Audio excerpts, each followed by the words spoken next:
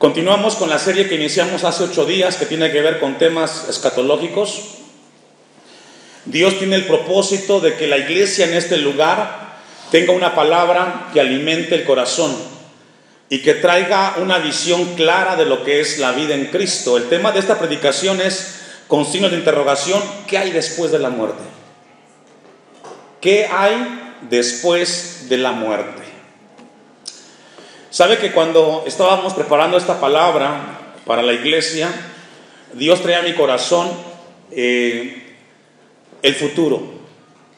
Nuestra vida como cristianos está marcada hacia el frente, nunca hacia atrás. Y hacia el frente tenemos la palabra y las promesas de nuestro Dios. Entonces tenemos que ver hacia adelante como iglesia.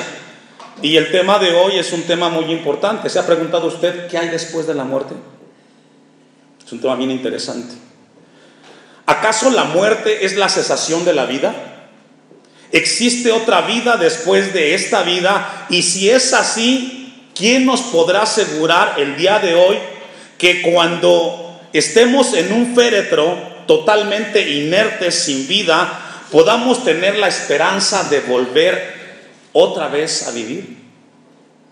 Si hay vida después de la vida, entonces es importante aprender a vivir la vida aquí y ahora.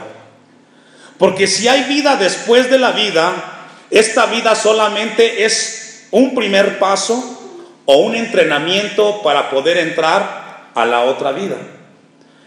Las interrogantes hacia que si hay vida después de la muerte, el único libro que tiene la autoridad para hablarnos es la Biblia.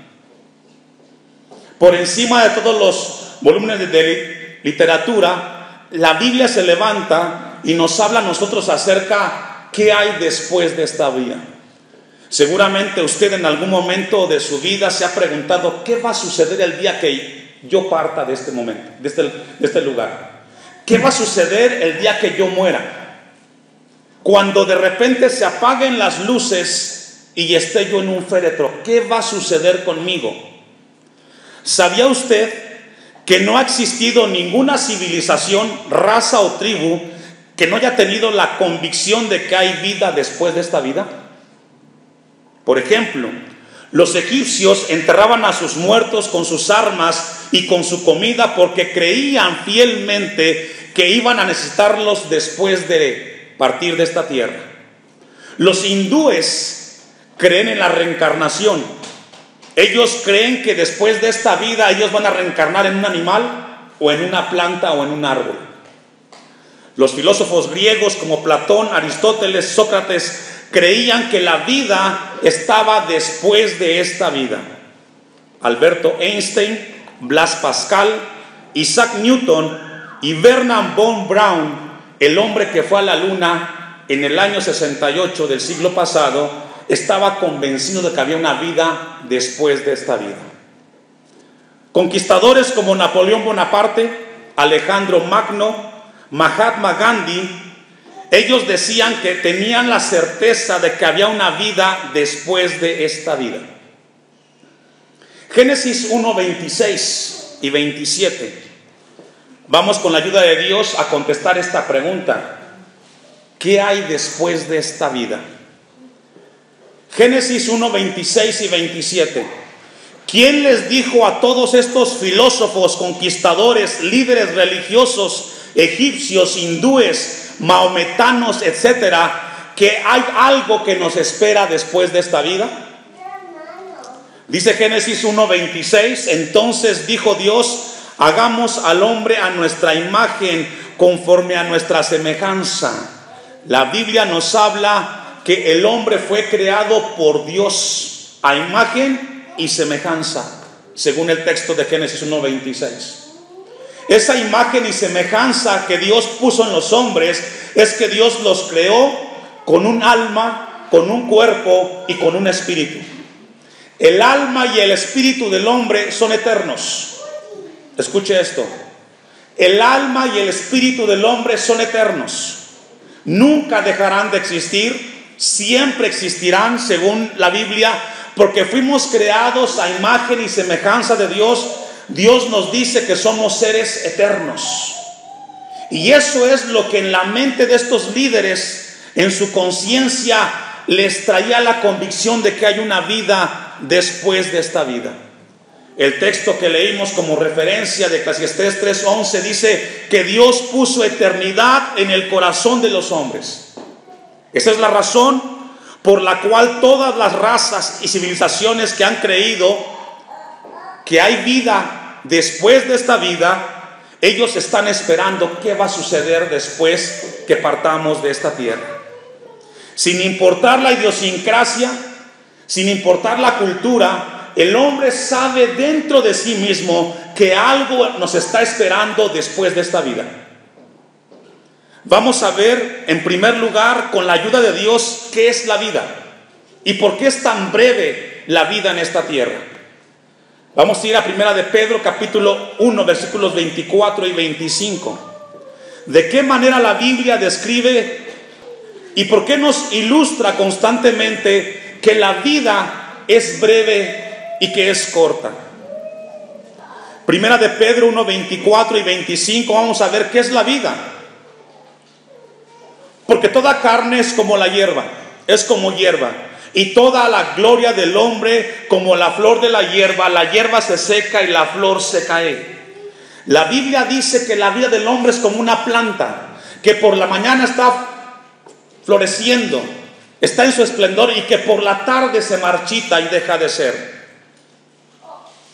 Con el paso del tiempo, los que ya tenemos más de 40 años nos dimos cuenta que ha pasado fugazmente la vida por nosotros. Desde el momento que nacemos en esta tierra, estamos destinados a morir. Después de los 33 años en la vida del hombre y de la mujer, comienza su vida a decaer. Comienza el hombre a regresar otra vez a la etapa de la niñez, y así es como la gente adulta comienza a comportarse como un niño. A los ancianos hay que cuidarlos, hay que protegerlos, porque han regresado otra vez a esa etapa de dependencia de otros. La Biblia nos dice y nos enseña a nosotros que la vida es de corta duración. Dice el texto que la hierba se seca y las flores se caen. Usted se ha dado cuenta que muy pronto hemos comenzado a tener canas y a la piel a arrugarse, y que cada vez estamos más cerca de nuestro final. Dice el texto 25, pero la palabra del Señor permanece para siempre, y esa es la bendición del cristiano, que la palabra constantemente está ahí para mostrarnos con claridad cuál es la vida en esta tierra. El Salmo 39 versículos 5 y 6, vayamos también a esta cita para ver qué es la vida, por qué es tan breve. ¿Por qué la Biblia nos muestra que es de corta duración la vida en esta tierra? Usted me alcanza Salmo 39, 5 y 6. He aquí, distes a mis días término ¿qué? Corto. Nos habla la Biblia que el hombre comienza desde que nace a envejecer. El punto más alto del ser humano son los 33 años. Y de ahí comienza un retroceso. Cambian las facultades, las habilidades. No tienes la misma retención en la memoria. Perdemos habilidades hasta que llegamos a partir. Dice el Salmo, y mi edad es como nada delante de ti. Ciertamente es completa vanidad todo hombre que ¿qué? Hay una palabra que está ahí. Y dice que Selah. ¿Qué es Selah? La palabra Selah es reflexionar. Después de leer lo que has leído, dice el salmista, ahora reflexiono en lo que leí. La palabra Selah es un alto para reflexionar. ¿Qué? Que la vida es corta, que la vida es breve y que pronto pasará. Versículo 6. Ciertamente como una sombra es el hombre. Ciertamente en vano se afana, amontona riquezas y no sabe quién las recogerá. Sabe que el ser humano vive muchas veces engañado y piensa alcanzar y tener poder y alcanzar fama sin saber que pronto pasará su vida en esta tierra. Muchos intentan enriquecerse y amontonar riquezas pensando que en ello alcanzarán eternidad. Lo cierto es que la Biblia dice que el tiempo pasa y que la vida es como un vapor, como neblina. Muchos de ustedes que hoy tenemos o tienen 50, 60, 70, 80 años han descubierto o hemos descubierto que el mirarnos al espejo nos habla que el tiempo ha pasado muy rápidamente. Cuando usted ve a sus hijos ya grandes o ve a los nietos en casa, se da cuenta que la vida se ha ido. Que el tiempo en la primaria, en la secundaria, en la preparatoria es un tiempo que se fue fugazmente y que queda solamente como historia y nos recuerda que la vida pasó rápidamente. Por eso Dios nos habla, por ejemplo en Eclesiastés 12:1, al joven le dice: acuérdate de tu Creador en los días de tu juventud, porque pasará muy pronto y pasará muy rápido la vida en esta tierra. Hebreos 9:27. Todos hemos nacido para morir algún día, y todos, dice la Biblia, que después de esta vida breve y corta en la tierra sucederá algo. Déjeme decirle algo, iglesia cristiana Hashem.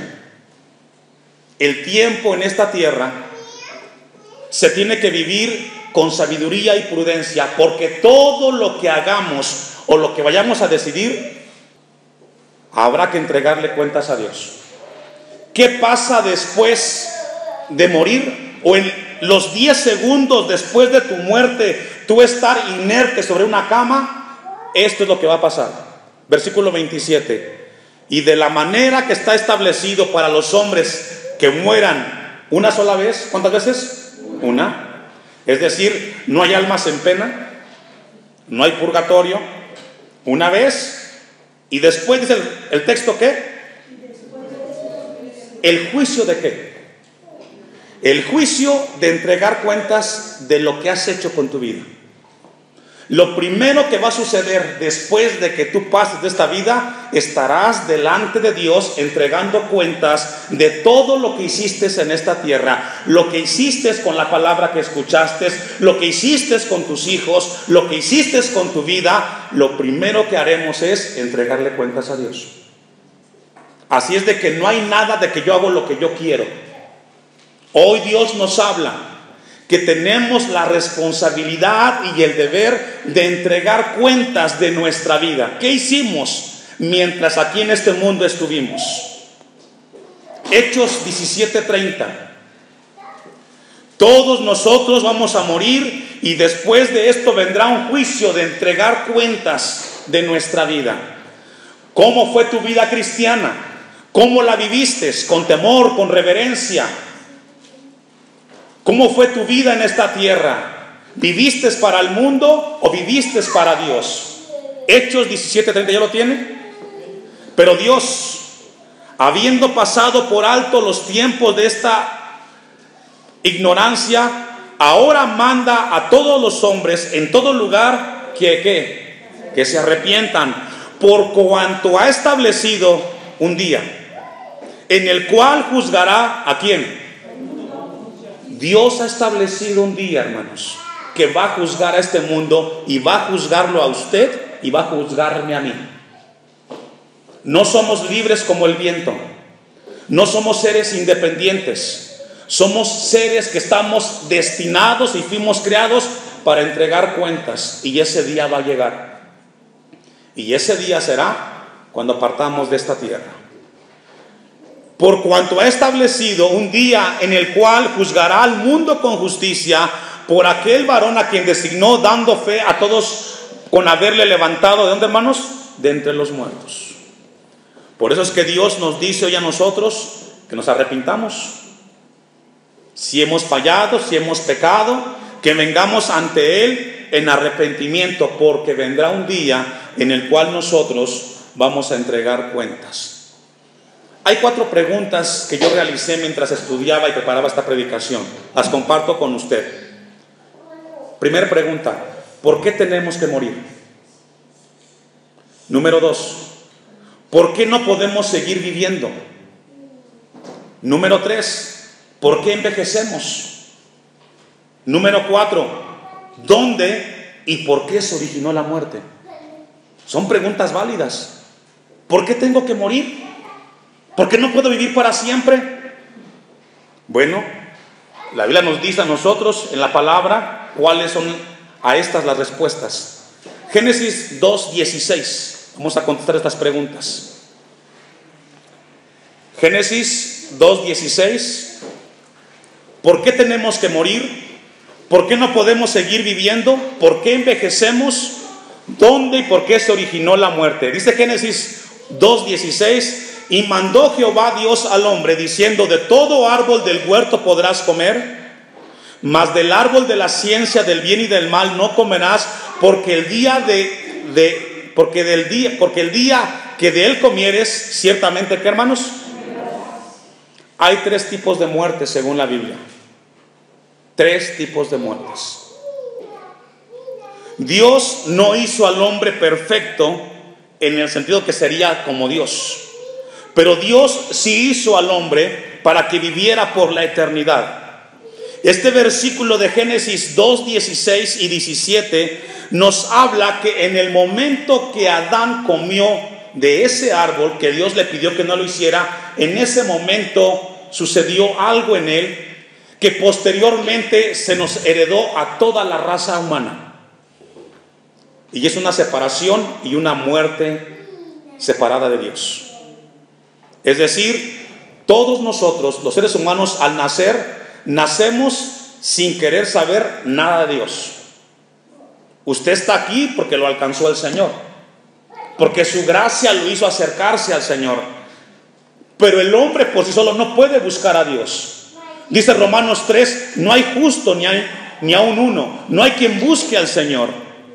Entonces vemos en Génesis capítulo 2, textos 16 y 17, que este acto de Adán y de Eva produjo en el ser humano muerte. El hombre nace alejado de Dios. Romanos 5:12.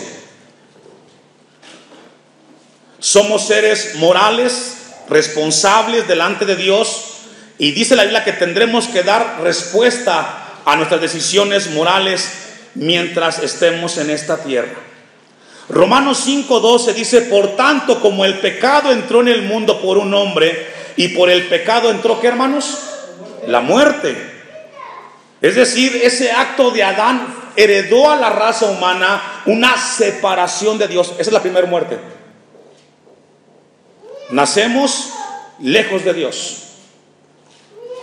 Así la muerte pasó ¿a quiénes? A todos los hombres, por cuanto todos pecaron. La muerte pasó entonces hacia la raza humana, y a partir de ahí el hombre vive separado del Señor.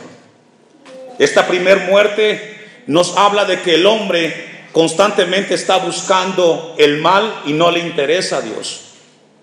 Adán se rebeló contra el Señor y ahora su espíritu está incomunicado con el Creador. Hemos nacido muertos espiritualmente. La segunda muerte es física.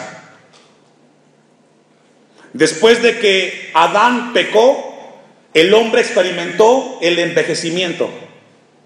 Le llama a la medicina el envejecimiento de las células. Comienza entonces el cuerpo a deteriorarse, a envejecer, a destruirse. Y la tercera muerte es la muerte eterna, que es una eterna separación de nuestro Creador. A partir de ese momento, el hombre ha querido, a través de las religiones, querer acercarse a Dios, pero todo intento es fallido. Lucas capítulo 16, versículo 19. Desde Adán hasta el nacimiento de Jesucristo, todos los seres humanos que en ese periodo nacieron se fueron a un lugar, según la Biblia, el Seol, donde iban los muertos.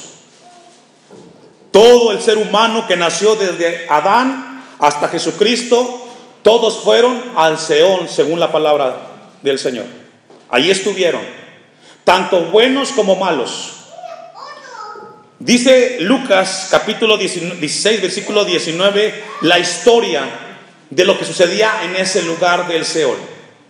Había un hombre rico que se vestía de púrpura y de lino fino y hacía cada día banquete con esplendidez. Había también un mendigo llamado Lázaro que estaba echado a la puerta de aquel lleno de llagas y ansiaba saciarse de las migajas que caían de la mesa del rico, y aún los perros venían y le lamían las llagas. Aconteció que murió el mendigo y fue llevado por los ángeles al seno de Abraham. Y murió también el rico y fue sepultado, y en el Hades alzó sus ojos estando en tormentos y vio de lejos a Abraham. Esto nos habla, hermanos, que después de esta vida el hombre es consciente de lo que sucedió en esta tierra, ya sea en el cielo o en el infierno. El hombre será consciente. Su conciencia le recordará lo que sucedió en esta tierra, el tiempo que escuchó la palabra y el mensaje de Jesucristo. Versículo 24.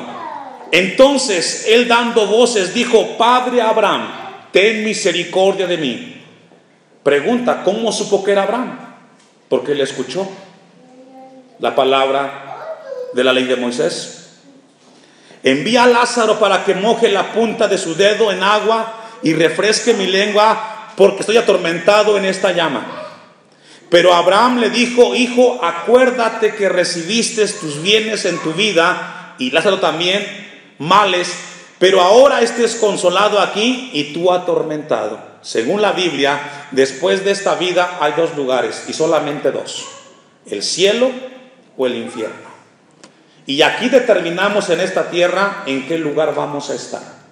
Tú puedes estar de acuerdo o no. Eso no cambia el hecho que después de esta vida te encontrarás frente a Dios, y este será tu destino final: o con el Señor o separado de Dios. Dice la Biblia: además de esto, una gran cima está puesta entre nosotros y vosotros, de manera que los que quisieran pasar de aquí a vosotros, ¿qué? ¿No qué, hermanos? Es decir, la gente del cielo no puede ir al infierno, ni tampoco los del infierno al cielo. Hay algo que separa ahí, y no hay nada que hacer en ese lugar. No hay tiempo de arrepentimiento, no hay tiempo de misericordia, no hay tiempo de gracia. La gracia es aquí y ahora con la palabra del Señor. Dice entonces la palabra del Señor: y vosotros, de manera que los que quisieran pasar de aquí a vosotros no pueden, ni de allá pasar acá. Entonces le dijo: te ruego pues, Padre, que le envíes a la casa de mi padre. ¿Se acordó de quién? De su papá.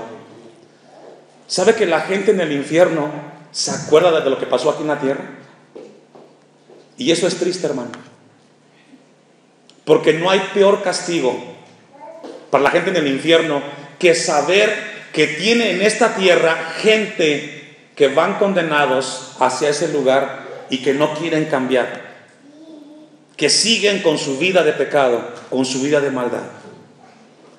Dile entonces a mi padre, porque tengo 5 hermanos, para que les testifique, a fin de que no vengan ellos también a este lugar de ¿qué? La gente en el infierno no desea que ningún ser querido esté ahí. Qué tremendo. Y Abraham le dijo: a Moisés y a los profetas tienen, ¿qué hay que hacer? Por eso es que Dios en esta tarde, hermanos, le habla a la iglesia. Hay 2 lugares. No juguemos con la vida. La vida es breve y es corta, y en cualquier momento nos puede sorprender a nosotros, y tenemos que estar preparados ahora. No hay otro momento para la misericordia de Dios. No hay otro momento, hermanos, para arrepentirnos. Es en este momento que Dios nos está hablando con su palabra. Si tu vida no está bien con Dios, Dios quiere que te pongas a cuenta con Él. Hoy podemos salir de aquí, hermanos, y nos puede sorprender un accidente.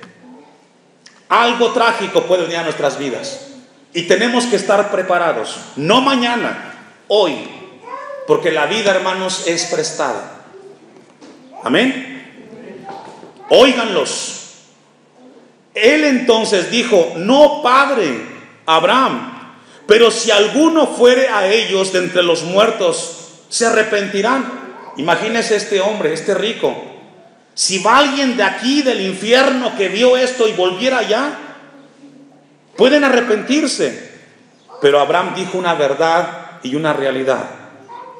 Mas Abraham le dijo: si no oyen a Moisés y a los profetas, o pudiéramos decir hoy en el siglo XXI, si no escuchan el mensaje de la palabra de Dios, tampoco se persuadirán, tampoco cambiarán, aunque alguno se levantare de entre los muertos. Jesús vino a esta tierra, hermanos, para hablarnos de ese lugar, que tarde que temprano vamos a enfrentar todos en este lugar. Los que tenemos más de 50 años estamos más cerca, naturalmente hablando, y constantemente en nuestra conciencia Dios nos habla que cada vez estamos más cerca de ese final. ¿Le pasa a usted? Me pasa a mí. Me pasa a mí. Cada vez estoy más cerca de encontrarme con el Señor. El cuerpo me lo dice, mi rostro me lo dice, la palabra de Dios me lo recuerda. Y eso me habla que tarde que temprano, hermanos, yo estaré delante del Señor. Ahora, ¿qué sucedió con la gente que murió desde Adán hasta Jesucristo? Hay una palabra que ya dijimos que se llama el Seol, que es el lugar de los muertos. En el Nuevo Testamento se habla de el Hades, es el mismo lugar. Pero vamos a ver, con la ayuda de Dios, algo de parte del Señor.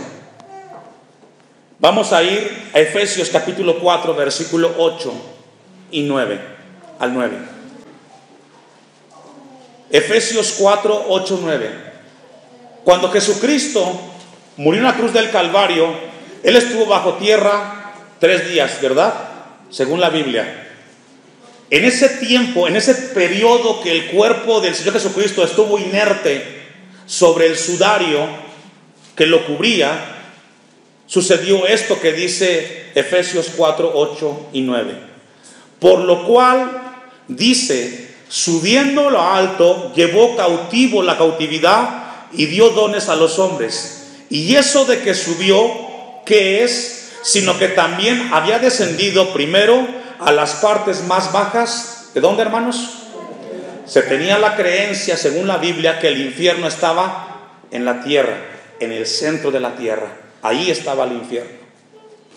Cuando Jesús muere, Él baja al centro de la tierra y le predica a los muertos que estaban ahí. A los justos se los llevó con Él, y a los injustos les dijo: la palabra se ha cumplido y ahora estarán en el lugar de tormento. ¿A dónde nos vamos nosotros después de morir? ¿Qué sucede cuando nuestro cuerpo es inerte? Déjeme decirle, el cuerpo va a un féretro y va a la tierra y se descompondrá, pero nuestro espíritu y nuestra alma partirá para con el Señor. En ese momento, en ese instante, estaremos delante de nuestro Dios. Ya no hay otro lugar intermedio. Según la Biblia, solamente estaremos con el Señor o estaremos en el lugar del tormento. Por eso Dios nos habla hoy a nosotros a consagrarnos, a que busquemos del Señor. Vamos a ver y responder esto que les acabo de comentar según la Biblia. Primera de Tesalonicenses, capítulo 4, versículo 13 y 18. Vamos a ver qué sucede cuando nuestro cuerpo queda inerte sobre esta tierra. Primera de Tesalonicenses 4, 13 al 18.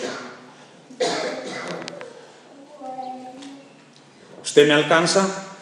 Tampoco queremos, hermanos, que ignoréis acerca de los que duermen o de los que mueren, para que no os entristezcáis como los otros que no tienen esperanza. Porque si creemos que Jesús murió y resucitó, así también traerá Dios con Jesús a los que durmieron con Él. Por lo cual os decimos esto en palabra del Señor, que nosotros que vivimos, que habremos quedado hasta la venida del Señor, no precederemos a los que durmieron.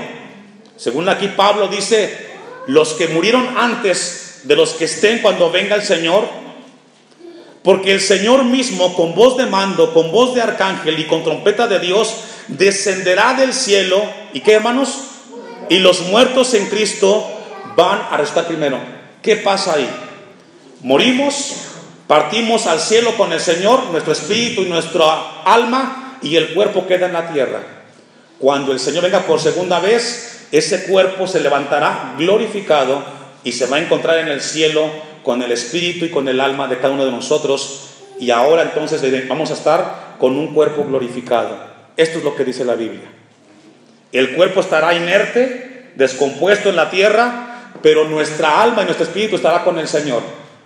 Según el texto dice, el 17, luego nosotros, los que vivimos, los que hayamos quedado, seremos arrebatados juntamente con ellos en las nubes para recibir al Señor en el aire, y allí estaremos siempre con el Señor.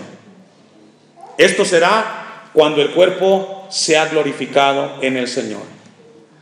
Ahora, ¿qué pasará con la gente que no le entregó su vida a Cristo? Y vamos a ir a Apocalipsis capítulo 20, versículo 11 al 15. ¿Qué pasará con el incrédulo? Con el que rechazó el mensaje del Evangelio. ¿Qué pasará con aquellos que no quisieron vivir en esta vida para Dios? ¿Qué pasará con aquellos millones de personas que aquí en la tierra, mientras vivieron para sí y no para Dios?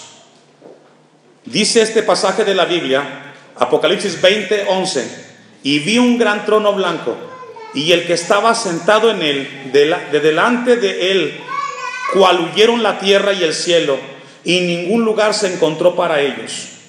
Y vi a los muertos, grandes y pequeños, habla de los ricos y de los pobres, de pie ante Dios. Esta escena es escalofriante.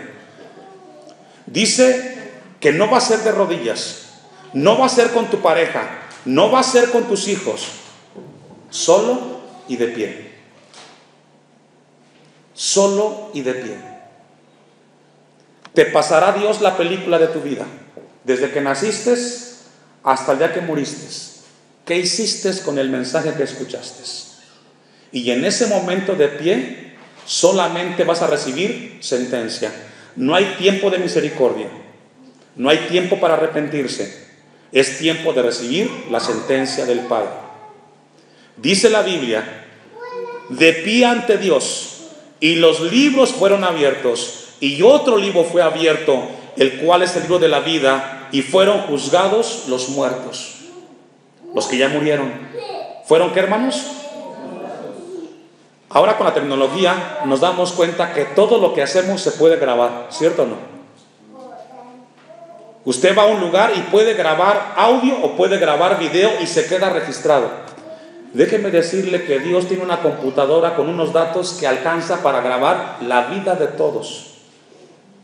Y Él tiene las evidencias de cada uno de nosotros.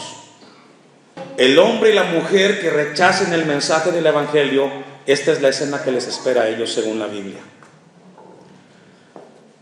Fueron juzgados los muertos por las cosas que estaban, ¿qué? ¿Está ahí conmigo? Escritas en los libros según sus, ¿qué?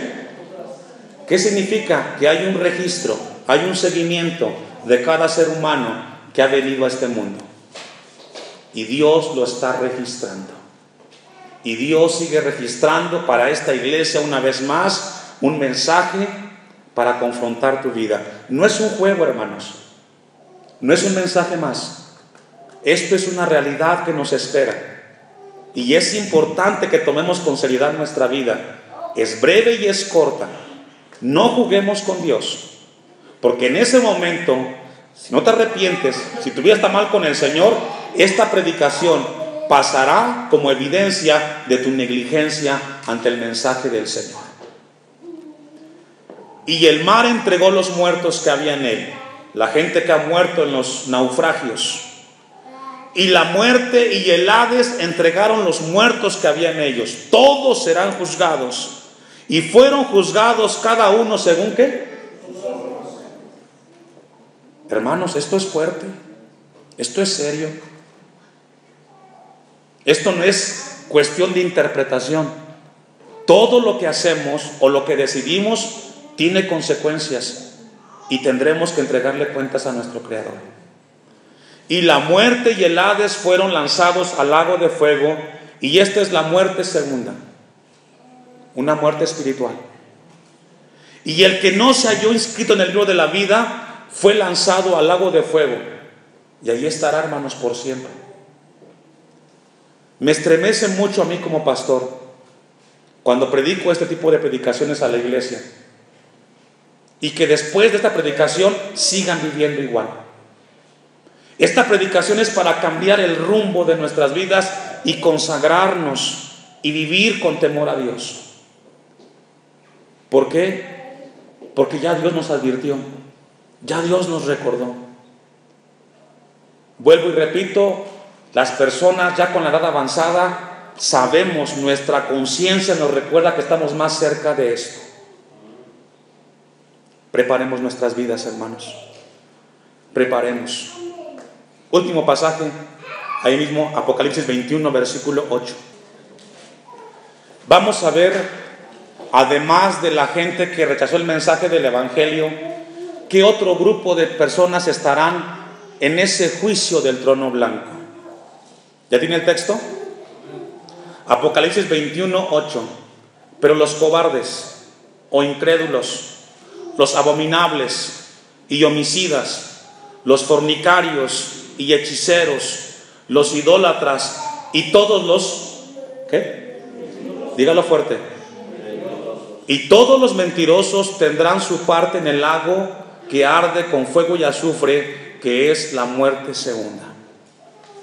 Este versículo nos habla, hermanos, de personas que hacen este tipo de cosas. Alguien así no va para el cielo, va hacia una condenación. Por eso hoy Dios nos llama a revisar nuestra vida con mucho cuidado, hermanos. Mi oración como pastor es que esta palabra deje en tu vida una señal de que nos preparemos para el encuentro con nuestro Dios. Pronto pasaremos y pronto estaremos frente a nuestro Creador. Se acordará de esta predicación cuando tenga que pasar de esta vida.